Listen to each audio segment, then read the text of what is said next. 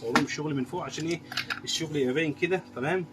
وانا والله يا جماعه نفسي اعزمكم على القرفه دي والله. طب العنوان بتاعي فين؟ الناس اللي زعلانه وبتهاجم، انتوا شايفين شكل القرفه عامله ازاي؟ يعني دي قرفه سيجاره هي على طبيعتها، شايفين شكلها عامل ازاي؟ ودي احنا ان شاء الله هنحوج دلوقتي، لسه هضيف المكونات دي عليها. وعليكم السلام. يعني 5 قرنفل يعني.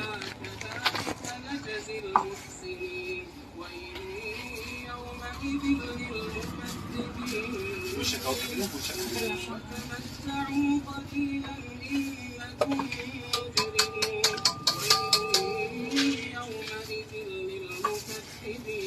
انا هنا ضفت القرفه السيجار، هضيف بعد كده الخلنجان بقى.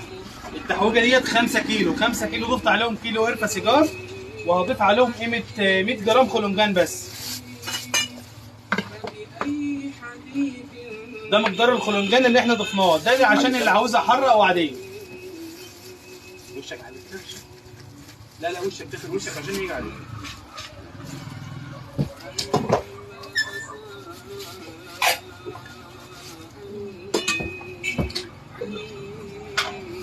وهضيف برضو معايا 100 جرام جنزبيل. كده انا اضفت 100 جرام خلنجان وكيلو قرفه سيجار. طبعا عامل قرفه مع اللون مع التطرزين تمام مع السكر.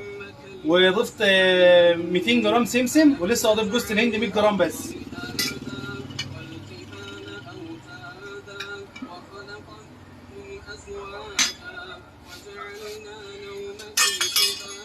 واضيف سمسم تاني برضو. ده السمسم معايا اهوت. جيب الكاميرا عليها يعني معلش كده. جيب الكاميرا. امسك هنون كده معلش، امسك عليها هنا. امسك كده. الغطا. الغطا بقى دلوقتي. ماشي. صورني يعني، صور هنا. كده ان انا بدأت اقلبها زي ما حضراتكم شايفين كده. التصوير جاي كده حاليا. تمام. انا كده قلت ضفت 100 جرام. صلوا على سيدنا النبي يا جماعه. كل اللي معايا على البث يصلى على سيدنا النبي، صدق الله العظيم. كل اللي معايا على البث يصلى على سيدنا النبي صلى الله عليه وسلم. عاوز تطلع بره هنا تعالى. اطلع بره حبيبي. كده احنا هنا ضفنا قلنا تمام. حاول تجيب وقع هنا. ضفنا 100 جرام خلنجان عليهم، احنا عملنا 5 كيلو، 5 كيلو سكر عليهم بقى طبعا 100 جرام تطرزين. رزاري معلش مش رزاري، لون رزاري او لون احمر. تمام. بنضيف عليهم 30 جرام شطه، بنضيف عليهم 200 جرام سمسم، بنضيف عليهم كيلو قرفه سيجار. القرفه السيجار بتديك طعم مسكر يا جماعه، القرفه السيجار بتكون افضل، بتديك طعم سكر. ضفنا عليهم 100 جرام جنزبيل، 100 جرام خلنجان، كيلو قرفه سيجار. ممكن قرفه صيني، ممكن قرفه صيني، بس السيجار مسكره عن الصيني. الصين حاره شويه.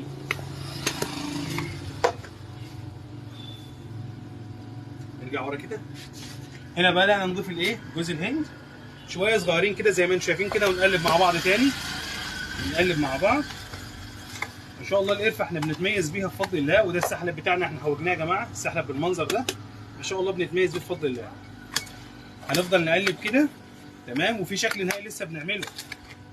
كده احنا قلبناها بالشكل اللي حضراتكم شايفينه، ونبدا ان احنا نيجي ونعبي كده مع بعض اهو بالتعبئه اللي حضراتكم شايفينها ديت.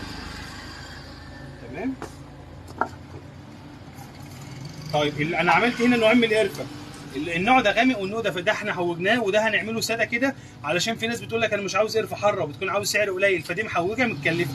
اما ديت بدون تحويجه، دي لسه هنضيف عليها بس مش هتبقى حاره زي دي، على حسب الزبون. انا شغال طبعا على رغبه الزبون.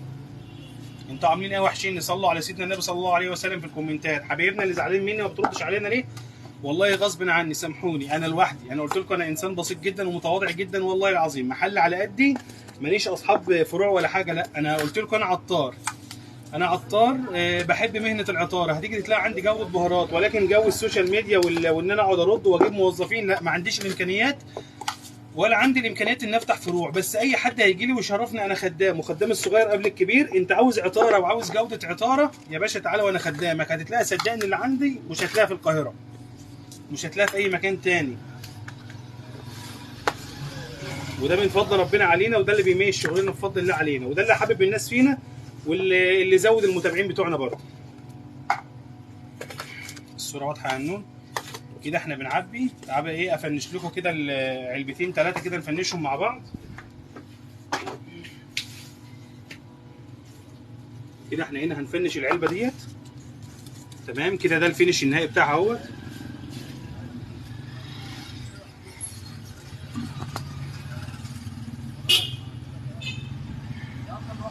كده بنفنش العلبه.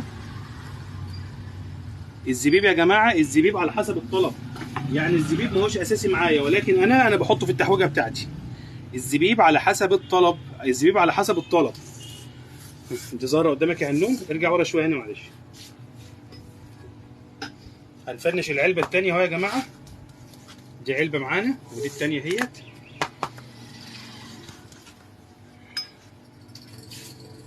طبعا والجديد والغريب ان انا بضيف عليها حبه البركه. انا بضيف عليها بس كده. ده الفينش اللي هو هيكون بتاعها في الشكل النهائي ان شاء الله. فانت عاوز عطاره صح؟ تعالى يا باشا هتلاقي عطاره الله اكبر عليها، الله اكبر عليها. حاول يعني ما تجيبش العلبه بس، يعني تصور ده وده. طبعا ده احنا بنلمه تاني يا جماعه، ما بترماش بفضل الله. مفيش حاجه بترمى في العطاره ما دام احنا منضفين الرخامه دي كويس. بنلم الحاجات دي كلها.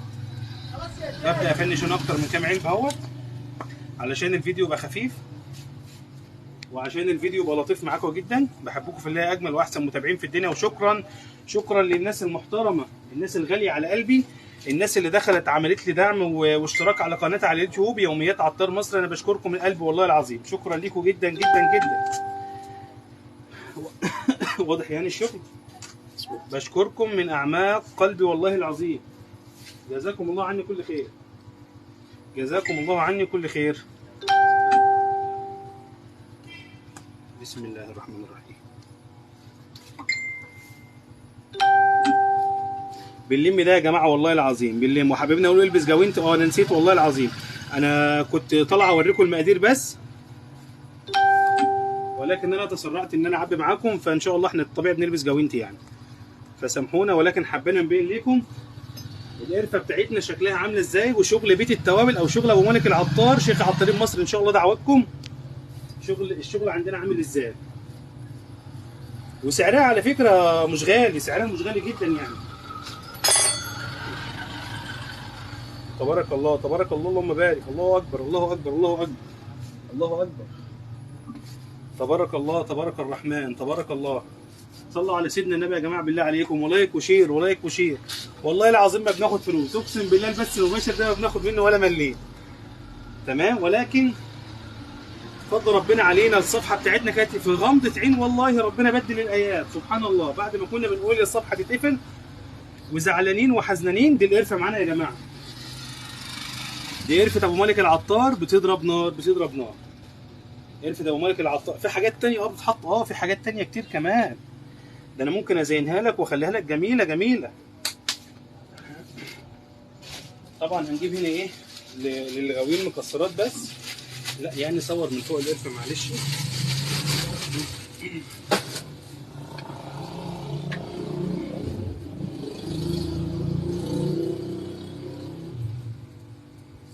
حبة البركة. النبي صلى الله عليه وسلم يكفي حديث النبي صلى الله عليه وسلم عليكم بالحبة السوداء فإنها شفاء من كل داء. يعني يكفي حديث النبي صلى الله عليه وسلم على حبة البركة.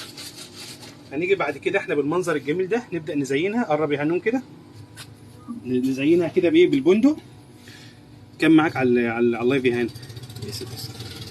106 ما شاء الله تبارك الله. 166 محب، 166 لايك، 166 انسان غالي على قلبي، 166 انسان محترم بيدعم اخوه حلمي. جزاك الله كل خير. ربنا يبارك فيكم يا جماعه والله العظيم.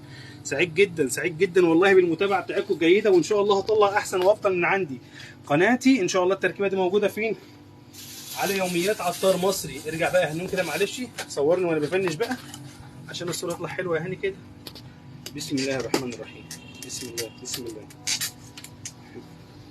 صور يا هنون بعد الفينش اهي اهو. ديت شغل بيت التوابل وابو مالك العطار. ايه رايكم يا جماعه؟ قولوا لي بقى تبارك الله. قولوا لي ايه رايكم؟ يستاهل بالفعل اكون شيخ عطارين مصر ولا ما يستاهلش؟ قولوا لي يا جماعه بالله عليكم. والطعم والله جنان. طيب التركه بقى اللي انا وعدتكم بيها ان شاء الله ان انتوا تضيفوا ميه الورد يا جماعه. وانتوا بتعملوا من القرفه الجميله بتاعت ابو مالك ديت تعملوا ايه بقى؟ تضيفوا عليها ميه ورد. وضيفوا عليها ميه ورد. تبارك الله. صور يا هاني، صور يا هاني الشغل الجميل ده، الله اكبر، تبارك الله ما شاء الله، اللهم بارك. يا هاني صور من فوق يا حبيبي، ما تجيبش من الجنب كده.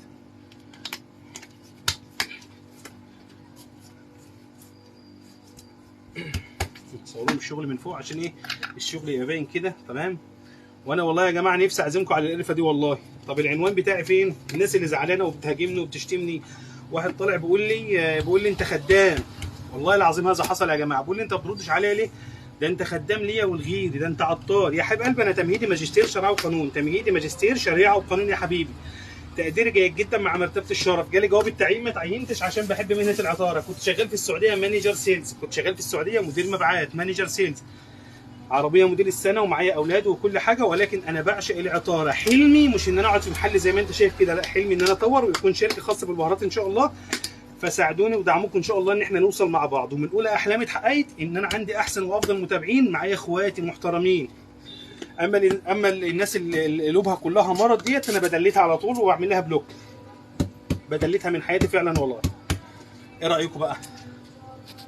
ايه رايكم؟ ده شغل ابو مالك العطار هيضرب نار. بحبكم في الله. اجمل واحسن تحويجه تاخدها. ورينا هنوم كده. اجمل واحسن. خليك هنا معلش الشغل يبدا يظهر كده على ايه؟ على طبيعته. اجمل واحسن شغل بفضل الله. عاوز تلاقي عطاره وعاوز تلاقي فن وادب واحترام بفضل الله. ما احب الشغل في حد. الناس اللي بتغلط فينا احنا مسامحينها برضه لوجه الله، احنا مسامحينها لوجه الله. ايه رايكم يا جماعه؟ ايه رايكم في شغل ابو مالك العطار؟ بالله عليكم ايه رايكم؟ دي شغلانه والله العظيم، شغلانه، شغلي اعمل ايه؟ شغلي وتحويجات ايدي والله العظيم بنفضل ربنا علينا الحمد لله. عاوز عطاره صح، عاوز تشرب قرفه صح، قرفه جميله، قرفه بص تمزجك، تبقى انت مزاجنجي فعلا.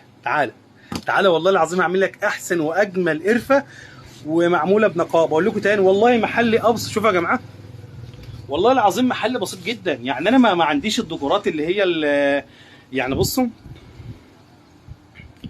معلش، بصوا يا جماعه المحل بسيط جدا، ولكن الميزه بقى بهارات ابو مالك شغل ايده. دي من ضمن الحاجات اللي بتميزنا يعني بفضل الله. محلنا يعني على قد ما هو صغير بس نظيف يعني. المحل صغير ومتواضع بس هتتلاقي في حاجات بفضل الله. هتلاقي في عطاره. انت عاوز عطاره صح؟ تعالى والله اخدمك بعينيا. شويه قرفه اقسم بالله هتلف عليهم. ما حدش بيعمل التحويجه بتاعتنا كده على فكره، ولا حد بيكلف التكاليف دي، ولكن انا زبوني اغلب زبوني محترم وزبوني بيقدر الحاجه النظيفه. بحبكم في الله وبالله عليكم محتاج دعمكم كلكم. تدخلوا دلوقتي على قناه على اليوتيوب اسمها يوميات عطار مصري. دعمكم بقى باللايكات والكومنتات بقى والكلام الحلو اللي يعجبنا. مش عاوز اي دعم من اي حد، مش عاوز دعم مادي والله الحمد لله مستوره جدا، ولكن دعمكم جبرا لخاطري بس. طب انتوا بترنوا والله يا جماعه اقسم بالله انا واحد يعني. النهارده انا خدت حقنه واخدت مضاد حيوي ورحت نمت شويه وجيت والله كنت هلكان. سبحان الله من ساعه كده تلاقيت ربنا منحني الطاقه. قلت يا تعالى نعمل قرفه، نحوج قرفه عشان خلصنا اللي عندنا ونطلع مع الناس نتكلم كلمتين كويسين. وسبحان الله كأن ربنا جعل لي القبول ان يوديني الصحه والعافيه ان انا اقدر اكلمكم واطلع لكم اللي في قلبي. ده باقي اللي في قلبي والله يشهد ربنا انا غصب عني عدم الرد عليكم. ساعات في ناس بترن فعلا مره واتنين بزهق وبعمل حظر بصراحه، بس والله العظيم غصب عني.